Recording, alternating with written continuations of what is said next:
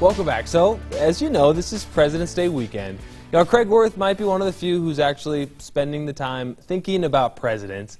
And he got to wondering about early presidential visits to Utah. So he did what he does. He went in the archives. He wanted to know what it's like when they spend a few days around town, enjoying parades and speeches. Well, here's what he found out. It is worth watching tonight. It has always been a big deal when the president visits Utah, and he always, of course, tells the state, oh, he loves us and where we live. Now, the first photographic evidence that we have of a president visiting Utah, at that time the territory, was President Hayes in 1880 at this very place, the commander's house at Fort Douglas. Yes, there indeed is the president at the top of the steps. In a faded copy of the old Salt Lake Herald paper of 1880, we see what was done with the party and what the party did. I especially like where they even put in where there were cheers for each speaker.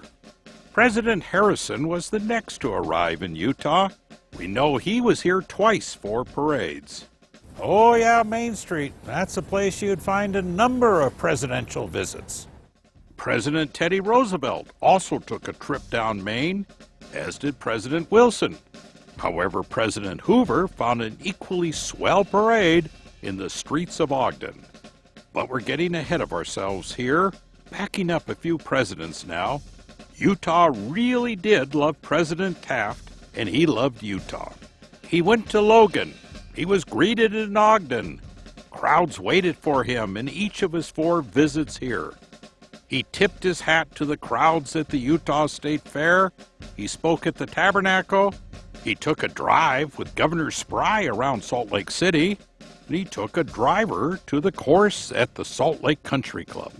He was treated to the best, including nights at the Knutsford. And then he was one of the very first guests at the city's newest hotel in 1912. Now the brand new Hotel Utah. That was one of the stops for William Howard Taft. Oh, he loved the room and he loved the food.